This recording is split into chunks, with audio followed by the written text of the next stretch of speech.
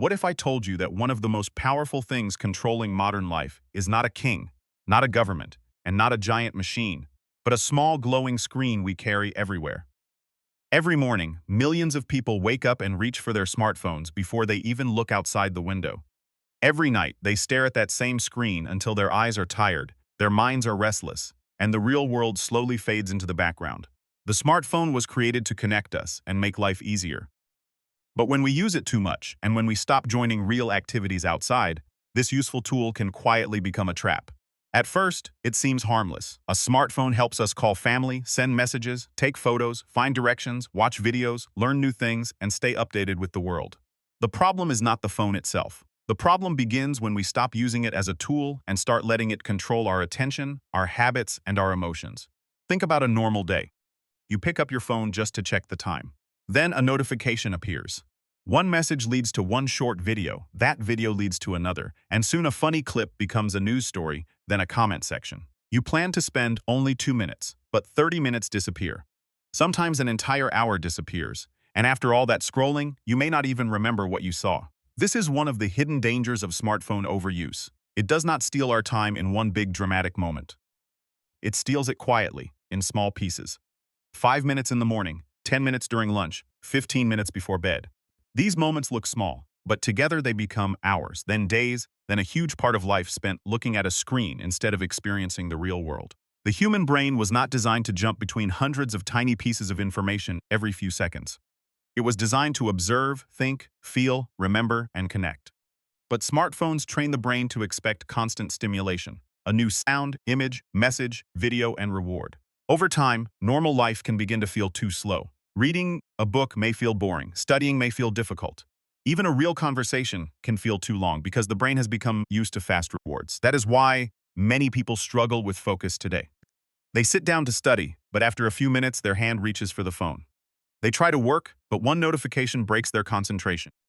They try to rest, but instead of truly relaxing, they scroll through endless content. The mind becomes busy but not satisfied. It receives a lot of information, but very little peace. The body also pays a price. When people spend hours looking down at a screen, the neck, shoulders, and back can become painful. The eyes may become dry and tired. The body moves less, and that lack of movement slowly weakens energy and health.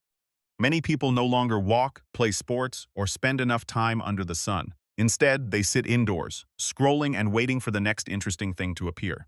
Sleep is another area where smartphones can cause damage. Many people bring their phones to bed and tell themselves they will watch just one video. But one video becomes 10. Midnight passes. Then 1 o'clock. The next morning, they wake up tired and unmotivated. Because they feel tired, they use the phone again to escape that feeling. Slowly, a harmful cycle begins. Less sleep, less energy, more screen time, and less real life. For children and teenagers, the danger can be even greater. Young people need real experiences to grow. Running, playing, making mistakes, solving problems, and speaking face to face. But when a child spends too much time on a smartphone, the outside world can feel less exciting than games, videos, and social media. Digital entertainment gives instant rewards, while real life takes patience. Because of that, some young people may become impatient, isolated, and less confident. Smartphones can also weaken real relationships. A family may sit together at dinner, yet nobody is truly present. One person watches videos, another checks messages, and the room becomes strangely silent. People can be physically together, yet mentally somewhere else. For a channel about exploring everything, this lesson is important. The world is full of amazing things. But many people now explore only through a screen. They watch videos about mountains but never walk on a trail. They watch videos about animals but never observe a bird outside their window. They watch videos about cooking but never try to make a meal. The smartphone gives us the illusion of experience, but watching is not the same as living. Real exploration begins when we step outside. It begins when we hear wind in the trees, feel the ground beneath our feet, look at clouds, visit a market, walk through a quiet street, or discover something unexpected nearby. These simple experiences may not be as flashy as a viral video, but they feed the mind and heart in a deeper way. They remind us that we are not just viewers of life. We are participants. This does not mean we should throw away our phones or hate technology.